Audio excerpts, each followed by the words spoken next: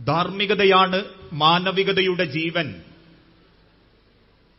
എന്ന വിഷയത്തെക്കുറിച്ചാണ് എനിക്കറിയാവുന്ന ചില കാര്യങ്ങൾ പരസ്പരം പഠിക്കാനും പരിചയപ്പെടാനും ഈ സമയവും സന്ദർഭവും നമ്മൾ ഉപയോഗപ്പെടുത്തുന്നത്. നമ്മളൊക്കെ മനസ്സിലാക്കിക്കൊണ്ടിരിക്കുന്നത് പോലെ നാം ജീവിച്ചുകൊണ്ടിരിക്കുന്ന ഈ കാലഘട്ടം ലോകം അതിവേഗം മാറിക്കൊണ്ടിരിക്കുകയാണ്. അമ്പരപ്പിക്കുന്ന മാറ്റങ്ങളാണ് ശാസ്ത്രവൈജ്ഞാനിക രംഗങ്ങളിലൊക്കെ ഇന്ന് ഈ സമൂഹത്തിന്റെ ശാസ്ത്രത്തിന്റെ ഇടയിൽ സംഭവിച്ചുകൊണ്ടിരിക്കുന്നു എന്നുള്ളതും ഒരു യാഥാർത്ഥ്യമാണ്. പക്ഷേ എത്രയേറെ ശാസ്ത്രം പുരോഗമിച്ചിട്ടും വൈജ്ഞാനികമായി എത്രയേറെ അറിവുകൾ മനുഷ്യൻ നേടിയിട്ടും അതൊന്നും മനുഷ്യന്റെ സ്വഭാവത്തെ സ്വാധീനിക്കുന്നില്ല. പലരുടെയും ജീവിതം ഇപ്പോഴും അന്ധകാരത്തിലും അധർമ്മത്തിലുമാണ് എന്നുള്ള നഗ്നസത്യം ദിനേന ഇറങ്ങുന്ന പത്രമാധ്യമങ്ങളിലെ വാർത്തകളും കുടുംബങ്ങളിലെ വാർത്തകളും നമ്മളെ ബോധ്യപ്പെടുത്തി തരുന്നുണ്ട്.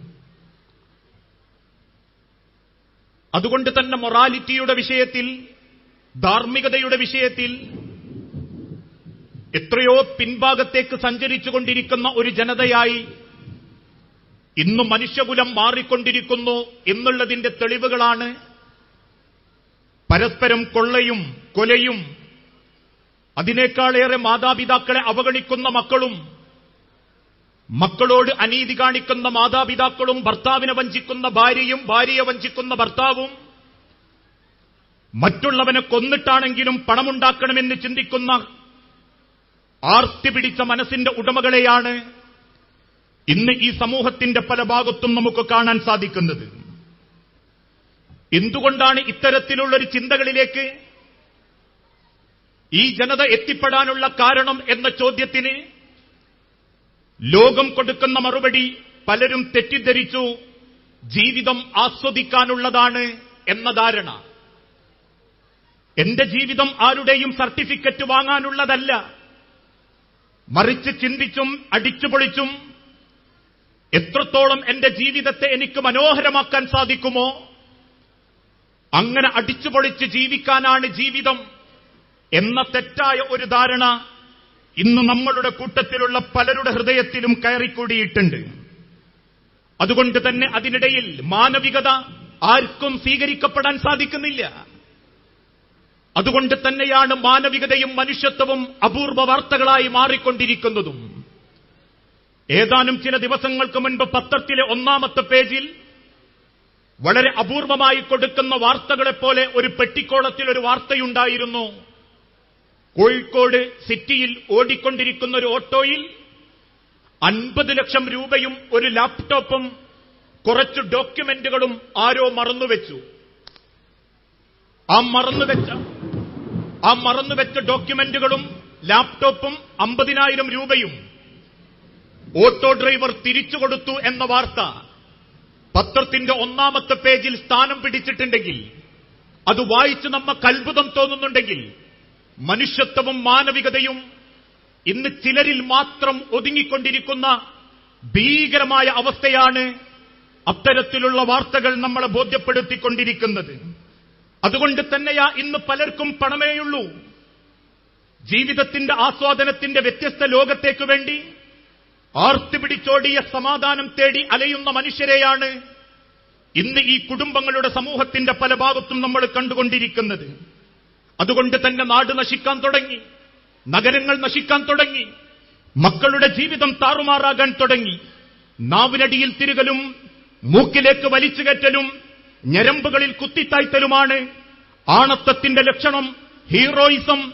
ഇന്ന് ആൺമക്കളും നെരിയാണിക്ക് മേലെ പേന്റും വലത്തെ കണങ്കാലിൽ ചരടും കണ്ണിന്റെ പിരികത്തിലും ചുണ്ടുകളിലും ചായം ചേർക്കെങ്കിൽ മാത്രമേ ഞാനൊരു പെണ്ണാവൂ എന്ന് പെൺമക്കളും ചിന്തിക്കാൻ തുടങ്ങി. തലമുറയ്ക്കൽ അവർക്ക് വെറുക്കപ്പെടുന്ന അവസ്ഥയിലേക്ക് മാറി. പർദ്ദ ധരിക്കുക, ശരീരം മറയ്ക്കുക എന്നുള്ളത് അവർക്ക് ചിന്തിക്കാൻ പറ്റാത്ത അവസ്ഥയിലേക്കെത്തി. അരമുകൾ താഴോട്ട് കീറുന്ന ചുരിദാറുകൾ, അനുവദിക്കാത്ത കലാലയങ്ങളെ അവർ വേണ്ടെന്ന് വെച്ചു. കുടുംബത്തിനും നാടിനും തീർത്താൽ തീരാത്ത വേദനയായി ഒരായുസ് മുഴുവൻ മക്കൾക്ക് വേണ്ടി ജീവിതം നീക്കിവെച്ച മാതാപിതാക്കളെ പറയിപ്പിച്ച് കൂടെ പഠിക്കുന്നവന്റെ കൂടെ ഒളിച്ചോടി ഏതോ രജിസ്റ്റർ ഓഫീസിലെ 4 ചുമരുകൾക്കുള്ളിൽ 10 ലഡു വിതരണം ചെയ്ത് 2 ഒപ്പിന്റെയും കൂട്ടുകാരുടെയും ബലത്തിൽ 2 ചുവന്നയും പച്ചയും മാല ധരിപ്പിച്ച് ഇല്ലോളമില്ലെങ്കിലും ഒരു തരി പൊന്നില്ലെങ്കിലും ഞങ്ങൾ ഒന്നായി എന്ന് ലോകത്തെ പരിചയപ്പെടുത്തുന്ന കുടുംബത്തെയും സമൂഹത്തെയും നീതിയോടെ ധർമ്മത്തോടെ കാണാത്ത മക്കളെ ഇന്ന് ഈ സമൂഹത്തിന്റെ പല ഭാഗത്തും നമുക്ക് കാണാൻ സാധിച്ചു. പ്രിയപ്പെട്ട മക്കളെ, എന്താണ് അതിന് പരിഹാരം? കണ്ടു തീർക്കുന്ന സിനിമകളിൽ നമുക്ക് മാതൃകകളില്ല. വായിച്ചു തീർക്കുന്ന ഇക്കിളിപ്പെടുത്തുന്ന പൈങ്കിളിക്കഥകളിലും നമുക്ക് മാതൃകകളില്ല. ലോകത്തിന്റെ ഏതോ കോണിലിരുന്ന് തന്റെ കാൽപന്തുകളെ കൊണ്ട് കവിത രചിക്കുന്നവനിലും നമുക്ക് മാതൃകകളില്ല. കുടുംബത്തിൽ ഏതെങ്കിലും ചില ആളുകളുടെ മുൻപിൽ ഒരുപക്ഷെ നമുക്ക് മാതൃകകളില്ല. എവിടെയാണ് നമുക്ക് മാതൃക? ആ മാതൃകയെ പറ്റിയാണ് അള്ളാഹു വിശുദ്ധ ഖുർആനിലൂടെ 1400 കൊല്ലങ്ങൾക്ക് മുൻപ് ബോധ്യപ്പെടുത്തിയതും. ഫഇമ്മാ യഅതിയന്നകും മിന്നീ ഹുദൻ ഫമൻ തബിയ ഹുദായ ഫലാ ഖൗഫുൻ അലൈഹിം വലാ ഹും യഹ്സനൂൻ. നിങ്ങൾക്ക് ദുഃഖമുണ്ടാവാതിരിക്കാൻ, നിങ്ങൾക്ക് നിരാശയുണ്ടാവാതിരിക്കാൻ, ജീവിതത്തിന്റെ ആർജവബോധവും ജീവിതത്തിന്റെ അസ്തിത്വവും നിങ്ങൾക്ക് നഷ്ടപ്പെടാതിരിക്കാൻ, ഒരാളുടെയും വാലായി ജീവിതം നശിക്കാതിരിക്കാൻ, അഭിമാനബോധത്തോടെ ജീവിക്കാൻ ആഗ്രഹിക്കുന്ന ഉമ്മത്തെ, ജനങ്ങളെ, മക്കളെ, ഫഇമ്മാ യഅതിയന്നകും മിന്നീ ഹുദൻ, അല്ലാഹു പറയുന്നു, എന്റെ അരികിൽ നിന്നുള്ള സന്മാർഗം നിങ്ങൾ സ്വീകരിച്ചാൽ മതി. എന്റെ പ്രവാചകനിലൂടെ ഞാൻ അവതരിപ്പിച്ച വാക്കുകളെ നിങ്ങൾ നെഞ്ചോട് ചേർത്താൽ മതി. എങ്കിൽ മാത്രമേ ഫലാ ഖൗഫുൻ അലൈഹിം, നിങ്ങൾക്ക് ഭയപ്പെടേണ്ടതില്ല. പഠിച്ച് ഉന്നത സ്ഥാനത്തെത്തിയിട്ടും ഇന്ന് പലർക്കും മനസ്സമാധാനമില്ല. MBBSന്റെ വ്യത്യസ്ത മേഖലകൾ കീഴടക്കിയിട്ടും കയറി വരുന്ന ഏതെങ്കിലും ഒരു രോഗിയോട് പണത്തിന്റെ കൈക്കൂലികൾ കൈനീട്ടി വാങ്ങുന്നുണ്ടെങ്കിൽ, എഞ്ചിനീയറിംഗിന്റെ ബിരുദാനന്തര ബിരുദം നേടിയിട്ടും ചേർക്കപ്പെടേണ്ട മിശ്രിതങ്ങളിൽ സിമന്റിലും കമ്പിയിലും അവൻ കള്ളത്തരം കാണിക്കുന്നുണ്ടെങ്കിൽ, ലോകം വെട്ടിപ്പിടിക്കുന്ന നിരവധി അറിവുകൾ നേടിയിട്ടും സ്വന്തം വീട്ടിലുള്ള വാപ്പാനെയും ഉമ്മാനെയും നോക്കാൻ പറ്റാത്തതിന്റെ പേരിൽ നിങ്ങളുടെ ഹൃദയം വേദനിക്കുന്നുണ്ടെങ്കിൽ, ഫലാ ഖൗഫുൻ അലൈഹിം, നിങ്ങൾക്കൊരു വേദനയോ നിങ്ങൾക്കൊരു ഭയപ്പാടോ ഉണ്ടാവുകയില്ല. റബ്ബ് കാണിച്ചു തന്ന മാർഗം നിങ്ങൾ ഹൃദയത്തിലേക്ക് സ്വീകരിക്കുകയാണ് എങ്കിൽ. അതുകൊണ്ട് തന്നെയാ അല്ലാഹു തആല വിശുദ്ധ ഖുർആനിലൂടെ പഠിപ്പിച്ചതും അല്ലാഹു ചോദിക്കുന്നത് മാനവികതയെ പറ്റിയാ. നിങ്ങൾ എത്ര A+ വാങ്ങി, നിങ്ങൾ എത്ര ഡിഗ്രി നേടി, നിങ്ങൾ ആരെയൊക്കെ തൃപ്തിപ്പെടുത്തി, നിങ്ങൾ ഏതൊക്കെ മല കയറി, നിങ്ങൾ ഏതൊക്കെ രാജ്യം കണ്ടു, നിങ്ങൾ ഏതൊക്കെ ഇൻസ്റ്റഗ്രാം ഐഡിയുടെ മെമ്പറായി, ഏതൊക്കെ വാട്സപ്പിന്റെ ഗ്രൂപ്പുകളുടെ അഡ്മിനുകളായി എന്നല്ല റബ്ബിന്റെ ചോദ്യം. അല്ലാഹു ചോദിക്കുന്ന ചോദ്യം, അല്ലദീ ഖലഖൽ മൗത വൽ ഹയാത ലിയബ്ലുവക്കും അയ്യുക്കും അഹ്സനു അമല. അല്ലാഹു സൃഷ്ടിച്ചത് നിങ്ങളിൽ ആരാണ് ഏറ്റവും നല്ലത് പ്രവർത്തിക്കുന്നത് എന്ന് റബ്ബിന് പരീക്ഷിക്കാൻ വേണ്ടി, മനസ്സിലാക്കാൻ വേണ്ടി. ആ ധർമ്മബോധത്തിലേക്കാണ് ഞാനും നിങ്ങളും മടങ്ങേണ്ടത്. നമ്മളെ അലോസരപ്പെടുത്തുന്ന, വഴിതെറ്റിക്കുന്ന ഒരുപാട് ജീവിത രീതികൾ ഇനിയും നമ്മൾക്കിടയിലേക്ക് കയറി വന്നേക്കാം. ജീവിതത്തിന്റെ വ്യത്യസ്ത ആസ്വാദനം കുടിക്കുന്നതിലും വലിക്കുന്നതിലും അമ്പരചുംബികളായ അല്ലെങ്കിൽ ജീവിതത്തിന്റെ വസ്ത്രങ്ങളിലുമാണ് ഇന്ന് തെറ്റിദ്ധരിപ്പിക്കുന്നവർ കയറി വന്നേക്കാം. അവർക്ക് മുൻപിൽ വഴിപഴപ്പിക്കാൻ വരുന്ന പിശാചിന്റെ വേഷം കെട്ടിയ മനുഷ്യ പിശാചുകൾക്ക് മുൻപിൽ, മറ്റേത് അക്രമത്തിന്റെയും അധർമ്മത്തിന്റെയും പാത കാണിച്ചു തരുന്ന മനുഷ്യർക്ക് മുൻപിൽ നമ്മൾ കാണിച്ചു കൊടുക്കണം ഇസ്ലാമിന്റെ ഇസ്സത്ത്, ധർമ്മത്തിന്റെ വാക്കുകളുടെ പൊരുള്. ജീവിതം കൊണ്ട് അവർക്കത് അറിയിച്ചു കൊടുക്കാൻ സാധിക്കണം. അതുകൊണ്ടായിരുന്നു അള്ളാഹുവിന്റെ പ്രവാചകൻ സല്ലല്ലാഹു അലൈഹി വസല്ലമ ഒരു ജനതയെ ഒന്നടങ്കം മാറ്റിയ ചരിത്രം ഇസ്ലാമിക ലോകം ചർച്ച ചെയ്യുമ്പോൾ അള്ളാഹുവിന്റെ തിരുദൂതൻ കയറി വരുന്ന മക്കയിലെ ജനതയെപ്പറ്റി ഇന്ന് ചില ചരിത്രകാരന്മാർ രേഖപ്പെടുത്തിയതുപോലെ 3 Wകൾ: വാർ, വുമൺ, വൈൻ. കണ്ണു പിടിക്കണം, പെണ്ണു പിടിക്കണം, യുദ്ധം ചെയ്യണം. ഇത് മാത്രമായിരുന്നു അന്ന് മക്കയിലെ ചില ഗോത്രക്കാരുടെ പ്രധാനപ്പെട്ട ഹോബി. ഒരു കള്ളിന്റെ തുള്ളി ഭൂമിയിലേക്ക് ഉറ്റി വീണപ്പം ആ ഉറ്റി വീണ ഭാഗത്ത് വട്ടം വരച്ച് ആ മണ്ണിനെ നോക്കി കരഞ്ഞിട്ടുണ്ട് അന്ന് മക്കയിലെ ജനത. ഒരു കള്ളിന്റെ വീപ്പയിൽ ഒരു ഈച്ച വീണ് ചത്തപ്പോ ആ ഈച്ചയെടുത്ത് മനുഷ്യനെ മറമാടുന്നത് പോലെ സങ്കടം കൊണ്ട് വീർപ്പുമുട്ടി ആ ഈച്ചയെ അവരാദരിച്ചിട്ടുണ്ട്. കാരണം കള്ളുകുടിച്ച് ചത്തത് ഈച്ചയാണെങ്കിൽ അതുപോലെ ഞങ്ങൾക്കും ചാവണം എന്നാഗ്രഹിച്ചിരുന്ന ജനത. ഓരോ വീട്ടിന്റെ മുൻപിലും ഓരോ ദിവസം അവര് ബോർഡ് വെച്ചിരുന്നു, എനിക്ക് ഇന്നത്തെ രാത്രിയേക്ക് മാത്രം ഒരു തുണയെ വേണം, എന്റെ രാത്രി ഭംഗിയാക്കാൻ, എന്റെ പകലുകൾ രസം പിടിപ്പിക്കാൻ, എന്റെ ജീവിതത്തിന്റെ ലൈംഗിക ആസ്വാദനത്തിന് എനിക്കൊരു പെണ്ണിനെ വേണം എന്ന് എഴുതി വെക്കുകയും ആ പെണ്ണിനെ കാത്തിരുന്ന് പിറ്റേന്ന് നേരം വെളുക്കുമ്പം പുതിയ പെണ്ണിന് വേണ്ടി ആഗ്രഹിക്കുകയും ചെയ്ത അക്കാലഘട്ടത്തിലെ ജനത ഒരു വേലിയുടെ അപ്പുറത്ത് നിന്നും ഇപ്പുറത്തുള്ള ഇല തിന്നതിന്റെ പേരിൽ, കൊന്നൊടുക്കിയ മനുഷ്യന്റെ തലയുടെ എണ്ണത്തിന്റെ പേരിൽ ഗോത്രങ്ങൾക്കിടയിൽ പെരുമ നടിച്ചിരുന്ന ജനത. ആ ജനതയെയാണ് അള്ളാഹുവിന്റെ തിരുദൂതൻ 23 വർഷം കൊണ്ട് തിരുത്തിയത്. അന്ന് പ്രവാചകന്റെ കയ്യിലുണ്ടായിരുന്നത് ഇന്ന് ലോകത്തുള്ള ഏതെങ്കിലും ലിബറൽ ചിന്താഗതികളല്ല. അന്ന് പ്രവാചകന്റെ കയ്യിലുണ്ടായിരുന്നത് ഇന്നേതെങ്കിലും സിനിമാ നടന്റെ വാക്കുകളല്ല. അള്ളാഹുവിന്റെ കലാം, അള്ളാഹുവിന്റെ കലാം, ആ റബ്ബിന്റെ വചനം, റബ്ബിന്റെ ദീന്, അത് ജനങ്ങൾക്ക് അറിയിച്ചു കൊടുത്തപ്പോ ആ ജനത മാറാൻ തയ്യാറായി. ജീവിതത്തിന് അർത്ഥമുണ്ടായി, ബോധമുണ്ടായി. ആ മാറ്റം അള്ളാഹു തന്നെ പരിഗണിച്ചുകൊണ്ട് കൽപ്പന കൊടുത്തു. കുൻതും ഖൈറ ഉമ്മ, ഈ ജനതയിൽ അള്ളാഹു നിശ്ചയിച്ച ഏറ്റവും നല്ല ജനത പ്രവാചകരെ താങ്കളുടെ ജനതയാ. ഒരു കാലത്ത് കള്ളുകുടിച്ച് പെണ്ണുപിടിച്ച് രക്തം ചിന്തിയ ജനതയെ അള്ളാഹുവിന്റെ തിരുദൂതൻ മാറ്റിയത് ലോകം ആദരിക്കുന്ന മാറ്റത്തിലേക്കായിരുന്നു. ചുട്ടുപൈത്ത മണലാരണ്യത്തിൽ മലർത്തിക്കിടത്തി നെഞ്ചത്ത് വലിയ പാറക്കല്ലുകൾ വെച്ച് ചാട്ടവാറുകൊണ്ട് ശത്രു തല്ലുമ്പം ശരീരത്തിൽ നിന്നും തെറിച്ചു പോകുന്ന മാംസത്തുള്ളികളോടും തൊലികളോടുമൊപ്പം അടിക്കുന്ന ശത്രുവിന്റെ കണ്ണിൽ നോക്കി ബിലാൽ ഇബ്നു റബാഹ എന്ന കറുത്ത വർഗക്കാരന് തിരിച്ചു പറയാൻ പറ്റിയത് അല്ലാഹു അക്ബർ, അല്ലാഹു അക്ബർ, എനിക്കെന്റെ റബ്ബാണ് വലിയവൻ എന്നുള്ളതായിരുന്നു. വെള്ളത്തിൽ മുക്കിപ്പിടിച്ച് ശ്വാസം മുട്ടിച്ച് വീണ്ടും വീണ്ടും വെള്ളത്തിലേക്ക് താഴ്ത്തിപ്പിടിക്കുമ്പോ ആഞ്ഞു വലിക്കുന്ന ശ്വാസത്തിനോടൊപ്പം അല്ലാഹു അക്ബർ എന്ന് പ്രഖ്യാപിക്കുന്ന അമ്മാർ റളിയല്ലാഹു അൻഹുവിന്റെ മാറ്റം. മരത്തിൽ പിടിച്ച് കെട്ടിയിട്ട് വസ്ത്രങ്ങളയച്ച് ഇരുമ്പ് കമ്പികൾ ചുട്ടുപഴിപ്പിച്ച് ശരീരത്തിന്റെ മർമ്മഭാഗത്ത് കുത്തിക്കയറ്റുമ്പോ കരിയുന്ന മാംസത്തിന്റെ ഗന്ധത്തോടൊപ്പം കുത്തുന്ന ശത്രുവിന്റെ കണ്ണുകളിൽ നോക്കി സുമയ്യ എന്ന നമ്മളെ ഉമ്മധീര വനിത തിരിച്ചു പറഞ്ഞത് അല്ലാഹു അക്ബർ, എനിക്കെന്റെ റബ്ബാണ് വലിയവൻ എന്നായിരുന്നു. ആ വചനമാണ് മക്കളെ എന്റെയും നിങ്ങളുടെയും സമാധാനം. ആ വചനത്തിലേക്ക് നമുക്ക് മടങ്ങാൻ എന്ന് സാധിക്കുന്നോ നമ്മൾ ധർമ്മമുള്ളവരാവും, നമ്മൾ സംസ്കാരമുള്ളവരാവും. എന്നെ അറിയുന്ന, എന്നെ കാണുന്നൊരു റബ്ബ്, എന്നെ വീക്ഷിച്ചുകൊണ്ടിരിക്കുന്നൊരു നാഥൻ, പിതാവിന്റെ ശ്രവിക്കപ്പെടുന്ന കോടിക്കണക്കിന് ബീജത്തിലെ ഒരു ബീജമായിരുന്ന ഞാൻ മാതാവിന്റെ ഗർഭാശയത്തിന്റെ 3 ഭിത്തികൾക്കുള്ളിൽ ഒരു ചെറിയ അണ്ടത്തോട് കൂടിച്ചേർന്ന് തല താഴോട്ട് വളരുന്ന രീതിയിൽ രക്തപിണ്ഡമായി, അലക്കയായി, മുറുകയായി, പിന്നീട് മാംസങ്ങളാൽ പൊതിഞ്ഞ് കണ്ണുകളും കാതുകളും കൈകളും എന്തിന് ഉള്ളിലുള്ള ദഹനത്തിന്റെ ആമാശയങ്ങൾ പോലും സൃഷ്ടിച്ച് സംവിധാനിച്ച എന്റെ നാഥൻ, എന്റെ റബ്ബ്, അള്ളാഹുവിന്റെ വിശുദ്ധ ഖുർആനിലൂടെ അള്ളാഹു പരിചയപ്പെടുത്തിയതുപോലെ അല്ലാഹു ലാ ഇലാഹ ഇല്ലാ ഹുവൽ ഹയ്യുൽ ഖയ്യൂം ലാ തഖുദുഹു സിനത്തുൻ വലാ നൗമുൻ ലഹു മാ ഫിസ് സമാവാതി വമാ ഫിൽ അർളി മൻ ദല്ലദി യശ്ഫഉ ഇൻദഹു ഇല്ലാ ബിഇദ്നിഹി യഅലമു മാ ബൈന ഐദീഹിം വമാ ഖൽഫഹും. അല്ലാഹുവിന്റെ പ്രവാചകൻ കൃത്യമായി വിശദീകരിച്ചു കൊടുത്തു. ആ റബ്ബിനെ നിങ്ങൾ അറിയണം മക്കളെ. ആ റബ്ബ് നിങ്ങളുടെ കൂടെയുണ്ട്. റബ്ബറിയാതെ നിങ്ങൾക്കൊന്നും ചെയ്യാൻ സാധിക്കുന്നില്ല. ഇരുട്ടിന്റെ മറവിൽ കതകുകൾ അടച്ച്, വാതിലുകൾ അടച്ച്, ശബ്ദം കുറച്ച് കാണുന്ന ബ്ലൂ ഫിലിം ആണെങ്കിലും, അല്ലെങ്കിൽ ഉമ്മയെ പറ്റിക്കാൻ ബാത്റൂമിൽ കയറി ആരുമറിയാതെ സൈലന്റാക്കി വെച്ച് മെസ്സേജുകൾ അയച്ച് കാമുകനെ പ്രീണിപ്പെടുത്തുന്ന പെൺമക്കളാണെങ്കിലും അല്ലാഹു ലാ ഇലാഹ ഇല്ലാ ഹുവൽ ഹയ്യുൽ ഖയ്യൂം, ഉറക്കമില്ലാത്ത, മരണമില്ലാത്ത ആ റബ്ബ് നമ്മളെ കാത്തിരിക്കുന്നു.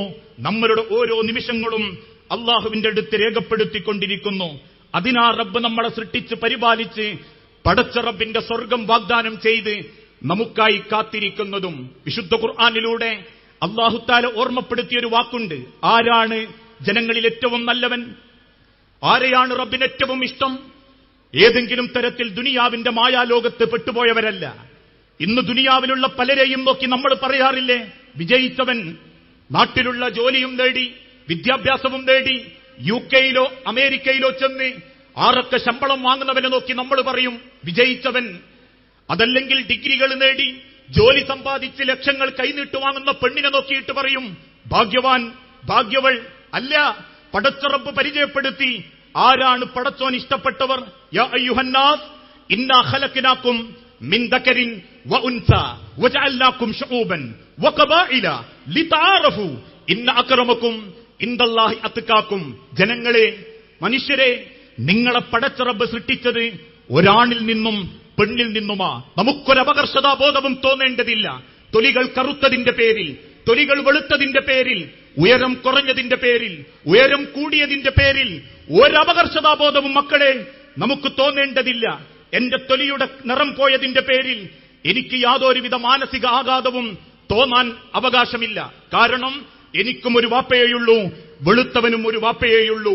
വെളുത്തവൻ ഒരു വാപ്പയുടെ പേരിൽ അറിയപ്പെടുന്നുണ്ടെങ്കിൽ കറുത്ത ഞാനും ഒരു വാപ്പാന്റെ പേരിൽ തന്നെയാ അറിയപ്പെടുന്നത്. വെളുത്തവൾക്ക് രണ്ടുമ്മയും കറുത്തവൾക്കൊരുമ്മയും ഇന്ന് റബ്ബ് പരിചയപ്പെടുത്തിയിട്ടില്ല. വെളുത്തവളെ, കറുത്തവളെ, മൂക്ക് പതിഞ്ഞവരെ, മൂക്ക് നീണ്ടവരെ, ലോകത്തിന്റെ നാനാഭാഗത്ത് ജീവിക്കുന്ന ആണും പെണ്ണുമേ, മിൻ ദകരിൻ വഉൻസ, നിങ്ങൾക്ക് അഭിമാനിക്കാം, നിങ്ങൾക്കൊരു വാപ്പയേയുള്ളൂ, നിങ്ങൾക്കൊരു ഉമ്മയേയുള്ളൂ. കറുത്തവർക്കും വെളുത്തവർക്കും ആർക്കും ഒരു വാപ്പയും ഉമ്മയേ ഉള്ളൂ എങ്കിൽ ആ അഭിമാനബോധം നമുക്കിടെ ജീവിതത്തിൽ ഉണ്ടാവണം. ആ സൗന്ദര്യബോധം നമ്മുടെ ജീവിതത്തിൽ ഉണ്ടാകണം. എന്നിട്ട് റബ്ബ് പറയുന്നു, എന്തിനാ റബ്ബ് നിങ്ങളെ വ്യത്യസ്ത കുടുംബത്തിലാക്കിയത്? ഇന്ന അക്രമക്കും ഇൻദല്ലാഹി അത്ഖാകും, നിങ്ങളിൽ ആരാണ് ഏറ്റവും നല്ല അള്ളാഹുവിനെ ഭയപ്പെട്ട് ജീവിക്കുന്നത് എന്ന് റബ്ബിന് പരിഗണിക്കാൻ, റബ്ബിനറിയാൻ. അഥവാ ഇസ്ലാം ധർമ്മത്തിന്റെ വാക്കുകൾ ലോകത്തിന് പരിചയപ്പെടുത്തുന്നു. ജാതീയതയില്ലാത്ത, വർണ്ണവെറിയില്ലാത്ത, കുടുംബ പാരമ്പര്യത്തിന്റെ മഹിമ പറയാത്ത ലോകത്തെ ഏകമതം പരിശുദ്ധ ഇസ്ലാം മാത്രമാ. ഇന്ന് ഇന്ത്യ മഹാരാജ്യവും ഓരോ ജനതയും നേരിട്ടുകൊണ്ടിരിക്കുന്ന ഏറ്റവും വലിയ അധർമ്മം ജാതീയതയാ. ജാതിയത്തിന്റെ പേരിൽ, ജാതിയുടെ പേരിൽ മൂക്കറുക്കുന്ന ഇന്ത്യ മഹാരാജ്യത്തിന്റെ കഥകൾ, ജാതിയുടെ പേരിൽ കയറിപ്പയതിന്റെ പേരിൽ അമ്പലങ്ങളിൽ ചാണകങ്ങൾ തളിക്കുന്ന കാലഘട്ടത്തിൽ തറവാടിന്റെ വലുപ്പവും കുടുംബത്തിന്റെ പാരമ്പര്യവും നോക്കി പെണ്ണാലോചിക്കുന്ന മുസ്ലിം കുടുംബങ്ങളുടെ ചരിത്രങ്ങൾക്ക് മുൻപിൽ നിറവും ഗുണവും തറവാട് മഹിമയും നോക്കി ആളുകൾക്കിടയിൽ അതിർവരമ്പങ്ങൾ സൃഷ്ടിക്കുന്ന ലോകത്തോട് ഇസ്ലാം പരിചയപ്പെടുത്തി, ധർമ്മമെന്നാൽ കറുത്ത ബിലാലിനെയും വെളുത്ത അബ്ദുറഹ്മാനെയും രണ്ട് കൈയിൽ താങ്ങി അള്ളാഹുവിന്റെ പ്രവാചകന്റെ മാതൃകയാ. ആ ചരിത്രമാണ് ധർമ്മത്തിന്റെ ഏറ്റവും വലിയ ചരിത്രം.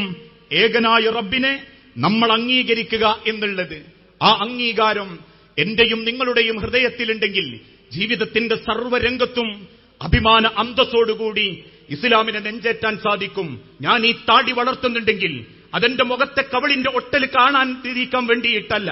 എന്റെ ഇസ്സത്ത, എന്റെ ഇസ്ലാമിന്റെ ബോധമാ, എന്റെ പ്രവാചകൻ എന്നെ പഠിപ്പിച്ച ചരിത്രമാ. എന്റെ തല മറയ്ക്കുന്നുണ്ടെങ്കിൽ, എന്റെ ഞെരിയാണിക്ക് താഴേക്ക് പോകാതെ എന്റെ പേന്റ് എനിക്ക് സൂക്ഷിക്കാൻ സാധിക്കുന്നുണ്ടെങ്കിൽ, എന്റെ ജീവിതത്തിൽ കണങ്കാലുകൾക്ക് മേലെ ഞാൻ പേന്റ് ധരിക്കാതിരിക്കുന്നുണ്ടെങ്കിൽ, എന്റെ മാറുമറിയുന്ന മഫ്തകൾ ഞാൻ എന്റെ മാറുകൾക്ക് മുകളിൽ താഴ്ത്തിയിടുന്നുണ്ടെങ്കിൽ, എന്റെ വട്ടമുഖത്തിന് പകരം എന്റെ ശരീരം മറയുന്ന എന്റെ വസ്ത്രം ഞാൻ സൂക്ഷിക്കുന്നുണ്ടെങ്കിൽ, അതാണ് ഇസ്ലാമിന്റെ ഇസ്സത്ത്, അതാണ് ഇസ്ലാമിന്റെ ഏറ്റവും വലിയ അഭിമാനബോധം. ആ ബോധത്തിലേക്ക് നമ്മൾ എത്തണമെങ്കിൽ നമ്മെ സൃഷ്ടിച്ച റബ്ബിനെ നമുക്ക് തിരിച്ചറിയാൻ സാധിക്കേണ്ടതുണ്ട്. ആ വിശ്വാസം തകർക്കാനാണ് ഇന്ന് ലിബറലുകൾ, നവലിബറലുകൾ നമ്മൾക്കിടയിൽ പണിയെടുത്തുകൊണ്ടിരിക്കുന്നതും. അവരുടെ ജീവിതം കൊണ്ടവർ പ്രഖ്യാപിച്ചില്ലേ, മതമാണ് വിഷയം, മതമാണ് കറുപ്പ്. എന്തിന് ഇസ്ലാം, എന്തിനു മതം? മതമില്ല എങ്കിൽ ഇൻഡിവിജ്വൽ ഫ്രീഡത്തോടുകൂടി കെട്ടയിച്ചിട്ട പറവകളെപ്പോലെ, കെട്ടയിച്ചു വീണ പാറങ്ങളെപ്പോലെ നമുക്ക് പറന്നു നടക്കാമല്ലോ എന്ന് ലിബറൽ യുക്തിവാദികൾ നമ്മൾക്കിടയിൽ ചിന്തിപ്പിക്കാൻ തുടങ്ങി. ആ യുക്തിവാദത്തിന്റെ അതിപ്രസരണമാണ് ഇന്ന് ഈ കേരളക്കരയിലെ പല മക്കളെയും മതം വെറുക്കാൻ പ്രേരിപ്പിച്ചിട്ടുള്ളത്. അതിനവർക്ക് കൃത്യമായ അജണ്ടകളുണ്ട്. നിങ്ങളെ വഴിപഴപ്പിച്ചാലേ അവർക്ക് അവരുടേതായ കാര്യങ്ങൾ നടക്കൂ. മുസ്ലിം പെൺകുട്ടികളുടെ വസ്ത്രങ്ങൾ അഴിപ്പിച്ചാലേ ചുണ്ടിൽ തേക്കുന്ന ചായത്തിന് വിൽപ്പനയുണ്ടാകൂ. കവിളിൽ പുരട്ടുന്നതിനും കണ്ണുകളിൽ പുരട്ടുന്നതിനും പിരികത്തിൽ പുരട്ടുന്നതിനും നെറ്റികളിൽ പുരട്ടുന്നതിനും കഴുത്തിൽ ധരിക്കുന്നതിനും കണങ്കാലിൽ ധരിക്കുന്നതിനും വിൽപ്പന നടക്കണമെങ്കിൽ നിങ്ങളെ അവർക്ക് ലിബറലുകളാക്കണം, നിങ്ങളെ അവർക്ക് താന്തോന്നികളാക്കണം. കുടിച്ചു കൂത്താടി നടക്കുന്ന ചെറുപ്പക്കാരനെ ആ നിലക്കുണ്ടാക്കിയെങ്കിൽ മാത്രമേ അവരുടെ മദ്യം, അവരുടെ MDMA, അവരുടെ കഞ്ചാവ്, അങ്ങനെ പലതും അവർക്ക് നേട്ടത്തിന് വേണ്ടി കണ്ടെത്താൻ സാധിക്കുകയുള്ളൂ. അതുകൊണ്ട് തന്നെ മക്കളെ, ലിബറലുകൾക്ക് മുൻപിൽ നിങ്ങൾ ജീവിതത്തെ ചിട്ടപ്പെടുത്തരുത്. അവർ നിങ്ങളുടെ വിശ്വാസത്തെ പോലെ തന്നെ നിങ്ങളുടെ കുടുംബത്തിലേക്കും അവർ കടന്നു കയറും. അതുകൊണ്ടാ ഇന്ന് മക്കൾക്ക് തോന്നിയതും ബന്ധങ്ങളൊക്കെ ബന്ധനങ്ങളാ. എന്തിന് കല്യാണം കഴിക്കണം? ആരാ കല്യാണം കഴിച്ചിട്ട് സമാധാനത്തോടെ ജീവിക്കുന്നത്? ഇതൊക്കെയാ ഇന്ന് ചിലരുടെ ചിന്താഗതികൾ. അതുകൊണ്ടാ കേരളത്തിലെ ഒരു ഫാത്തിമ നൂറയും അദീല എന്ന പെൺകുട്ടിയും തമ്മിൽ വിവാഹം കഴിച്ചപ്പോ പത്രക്കാര് ചോദിച്ചു, എന്താ മക്കളെ നിങ്ങൾ ഒരുമിച്ച് കല്യാണം കഴിക്കാനുള്ള കാരണം? ഇപ്പോഴും മീഡിയകൾക്ക് മുൻപിൽ വന്ന് വാത്തോരാതെ ഇസ്ലാമിനെ കുറ്റം പറയുന്ന ആ 2 മുസ്ലിം നാമധാരി പെൺകുട്ടികൾ പറയും, ഇതാകുമ്പോ മക്കളെ പ്രസവിക്കണ്ടല്ലോ, പെണ്ണും ആവുമ്പം കുടുംബം നോക്കണ്ടല്ലോ. ഇന്ന് കുടുംബത്തിന്റെ ഭാരം, ഭർത്താവിന്റെ ഇഷ്ടം, ഭാര്യന്റെ ഇഷ്ടം, ഇതൊക്കെ നോക്കി ജീവിക്കാൻ തുടങ്ങിയാൽ പിന്നെ ജീവിതം ആസ്വദിക്കാൻ പറ്റുമോ? പെണ്ണും ആവുമ്പം ഇതിനൊന്നും മെനക്കെടണ്ടല്ലോ. പ്രസവിക്കണ്ട, 9 മാസത്തെ ക്ഷീണം സഹിക്കണ്ട, മുലയൂട്ടുന്ന ബേജാറ് വേണ്ട, ശരീരം ഉടഞ്ഞുപോകും എന്നുള്ള ബുദ്ധിമുട്ട് വേണ്ട. ഇൻഡിവിജ്വൽ ഫ്രീഡം, ഞങ്ങൾ സ്വയം വ്യക്തിഗത താല്പര്യത്തിനനുസരിച്ച് പറന്നു നടക്കുന്നു എന്നവര് മക്കളെ മനസ്സിൽ ഇഞ്ചക്ട് ചെയ്യുന്നുണ്ട്. അവിടെ ആ പറയുന്ന ലിബറലുകളോട് പറയണം, എന്റെ പ്രവാചകൻ എന്നെ പഠിപ്പിച്ചു, മക്കളെ നിങ്ങളെ ഉദരത്തിൽ ഒരു കുഞ്ഞ് തുടങ്ങുന്നുണ്ടെങ്കിൽ, ഒരു ജീവന്റെ തുടിപ്പുണ്ടെങ്കിൽ, ഉമ്മ നിനക്ക് പടച്ചോന്റെ സ്വർഗം ഒരുക്കപ്പെട്ടിട്ടുണ്ട്. ആ ഉദരത്തിൽ ഒന്നിലധികം മക്കൾ ഉണ്ടാകുന്നുണ്ട് എങ്കിൽ മക്കളെ നിങ്ങൾക്ക് സ്വർഗത്തിന്റെ വാതിലുകൾ തുറക്കപ്പെടുന്നുണ്ട്. മോനെ, കുടുംബം പോറ്റാൻ, കുടുംബത്തിലെ ഉമ്മനെ വാപ്പനെ സംരക്ഷിക്കാൻ, കുടുംബത്തെ കരയിപ്പിക്കാതിരിക്കാൻ ഏത് ജോലി ചെയ്യുന്നവനാണെങ്കിലും ആളെ വഞ്ചിക്കാതെ, മറ്റൊരുത്തനെ അപഹരിക്കാതെ, അവന്റെ കുത്തിപ്പിടിച്ച അക്രമത്തിലൂടെയല്ലാതെ നീ ഒരു രൂപ സമ്പാദിക്കുന്നുണ്ടെങ്കിൽ, നിന്റെ വാപ്പാക്കത് തിന്നാൻ കൊടുക്കുന്നുണ്ടെങ്കിൽ, നിന്റെ ഉമ്മാന്റെ വായിൽ അത് വെച്ചു കൊടുക്കുന്നുണ്ടെങ്കിൽ, നിന്റെ ആങ്ങളയുടെ, നിന്റെ പെങ്ങളുടെ, നിന്റെ അനിയത്തിയുടെ വയറു വിശക്കുമ്പോ ഒരു അരിമണിയായി അത് നീ അതുള്ളിലേക്ക് എത്തുന്നുണ്ടെങ്കിൽ, മോനെ എന്റെ ആ 1 ഉറുപ്പ്യക്ക് പടച്ചോൻ വിലയിട്ടത് അള്ളാന്റെ സ്വർഗമാ. കുടുംബത്തിനു വേണ്ടി കഷ്ടപ്പെടുന്ന, കുടുംബത്തിനു വേണ്ടി പണിയെടുക്കുന്നവർക്ക് അള്ള ഒരുക്കി വെച്ചതാ പടച്ച റബ്ബിന്റെ സ്വർഗം. ആ ബോധം, ആ ധർമ്മം നമ്മളുടെ ഹൃദയത്തിലുണ്ടാവണം. അതുകൊണ്ടാ ഈ ലോകത്ത് എത്ര മതങ്ങളുണ്ടെങ്കിലും കല്യാണത്തെ പ്രോത്സാഹിപ്പിക്കുന്ന ധർമ്മമതം പരിശുദ്ധ ഇസ്ലാം മാത്രമാ. ബ്രഹ്മചര്യമരുത്, സന്യാസിസം അരുത്. കാരണം ശരീരത്തിന് അതിന്റേതായ ആവശ്യങ്ങളുണ്ട്. പ്രായം കൂടുമ്പം ശരീരം വളരും, ശരീരത്തിന്റെ അവയവങ്ങൾ വളരും, ആഗ്രഹങ്ങൾ കൂടും. അത് പ്രകൃതിയാ, പ്രകൃതി നിയമമാ. അതിന് തോന്നിവാസ രീതി ഉപയോഗിക്കരുത്. വിവേശ്യാദങ്ങളിലും വ്യഭിചാരങ്ങളും നിങ്ങൾ കയറിച്ചെല്ലാൻ പാടില്ല. അതുകൊണ്ട് യുവാക്കളെ, യാ മഅ്ശറ ശബ്ബാബ് മൻ ഇസ്തതഅ മിൻകുമുൽ ബാഅ ഫൽയതസവ്വജ്, നിങ്ങൾ കല്യാണം കഴിക്കണം. എങ്ങനെ കല്യാണം കഴിക്കണം എന്ന് പോലും ഇസ്ലാം പഠിപ്പിച്ചു. മാതാപിതാക്കളുടെ തൃപ്തിയോടെ കല്യാണം കഴിക്കണം. അല്ലാതെ ഉമ്മനെയും വാപ്പനെയും സങ്കടപ്പെടുത്തിയിട്ട് ഇറങ്ങിപ്പോകരുത്. ഒരു ഉമ്മാന്റെ നെഞ്ചകം പൊള്ളിച്ച് ആ വീട്ടിന്റെ പടിക്കെട്ടുകൾ ഇറങ്ങാൻ പാടില്ല. പലരും സഹായിച്ചേക്കാം, പലരും നമ്മളെ കൂടെ നിന്ന് എന്ന് നമുക്ക് ഓർമ്മകളും ചിന്തകളും തന്നേക്കാം.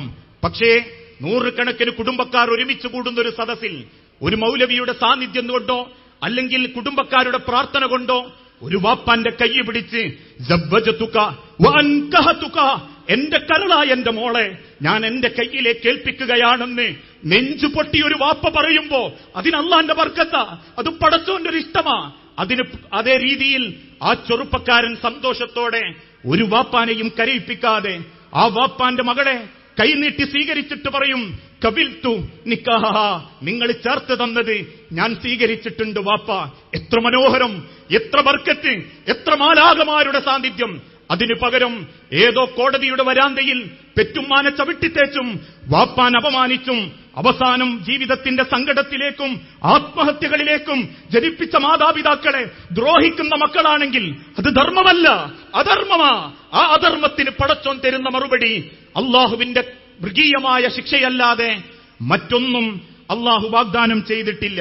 അതുകൊണ്ടാ അള്ളാഹു തആല വിശുദ്ധ ഖുർആനിലൂടെ പഠിപ്പിച്ചതും നിങ്ങൾ വിവാഹത്തിലേക്ക് എത്തുമ്പോ നിങ്ങളുടെ ജീവിതം ഏറ്റവും നല്ല പവിത്രതയോടെയാവണം.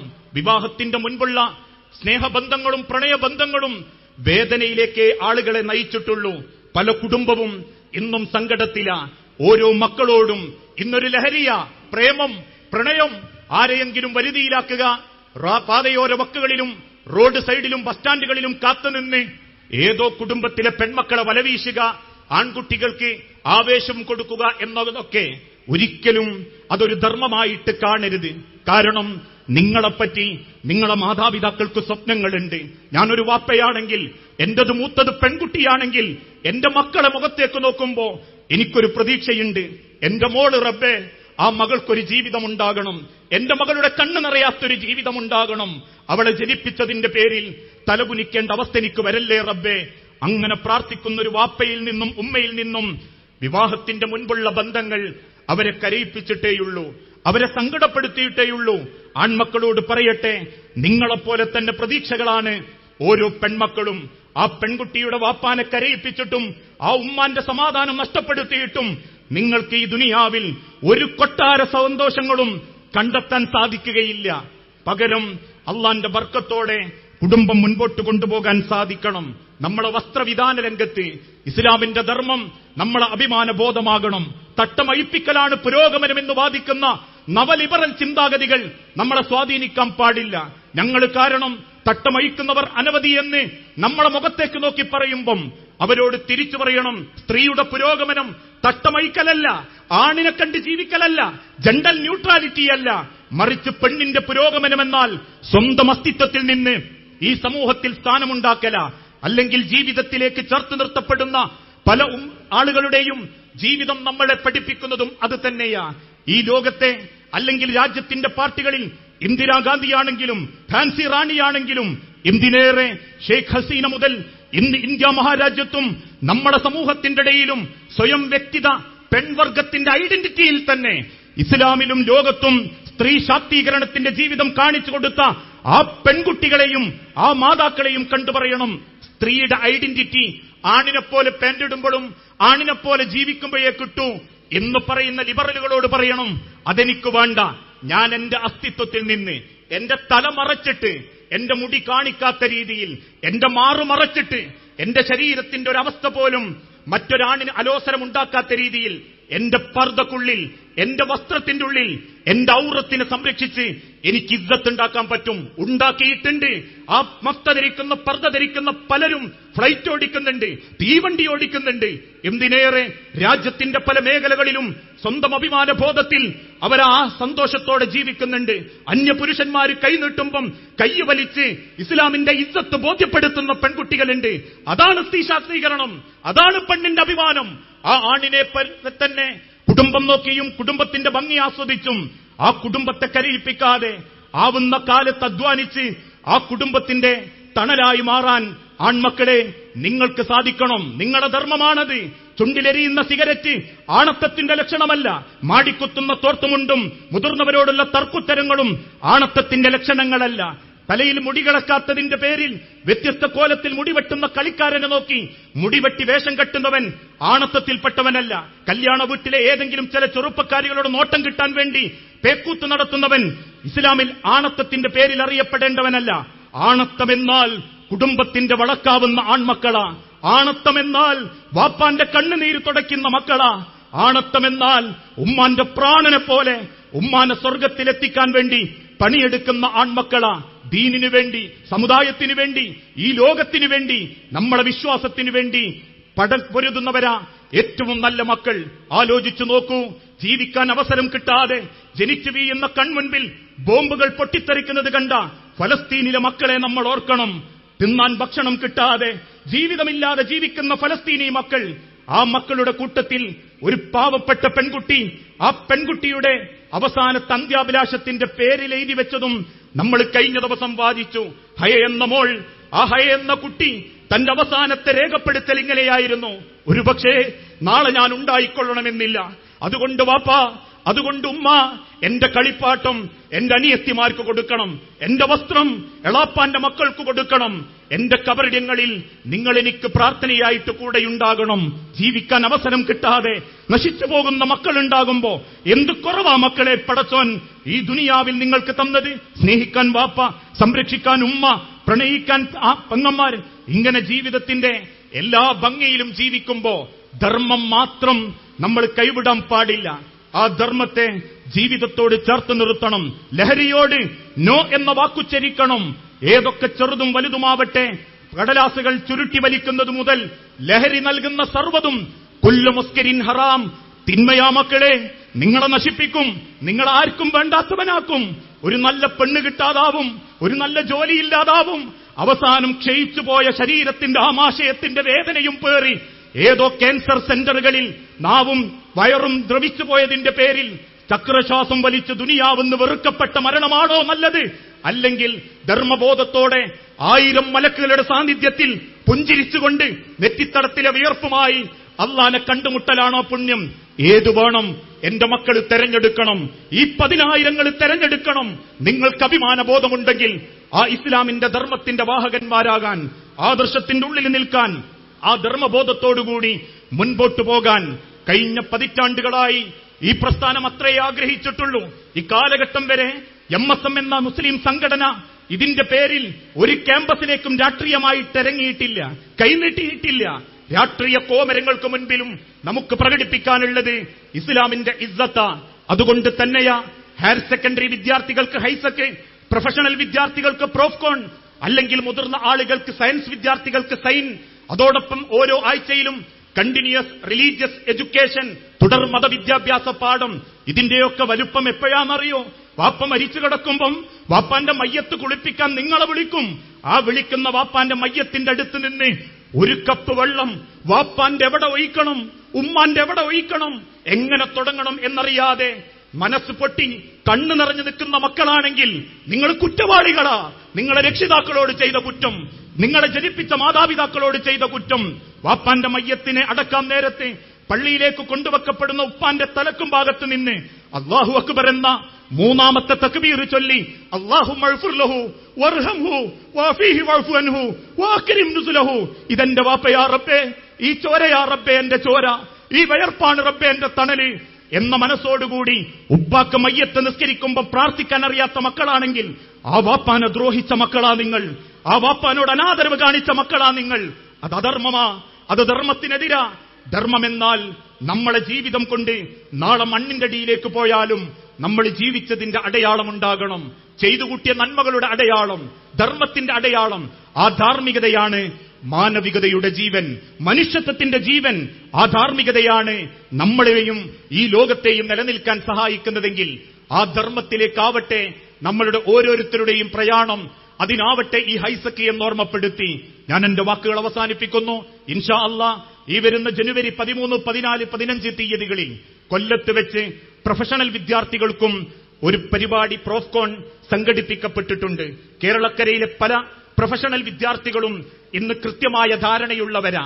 പല രംഗത്തും കൈക്കൂലി പിടിമുറുക്കിയപ്പോ കയറി വരുന്ന ആളുകൾക്ക് മുൻപിൽ സ്വന്തം കുടുംബത്തെപ്പോലെ പരിഗണിച്ച് ചികിത്സയും സഹായവും ചെയ്യുന്ന പ്രൊഫഷണൽ വിദ്യാർത്ഥികളെ ഉണ്ടാക്കിയെടുക്കുന്നതിന് പ്രോഫ്കോൺ ഏറെ സഹായകമായിട്ടുണ്ട്.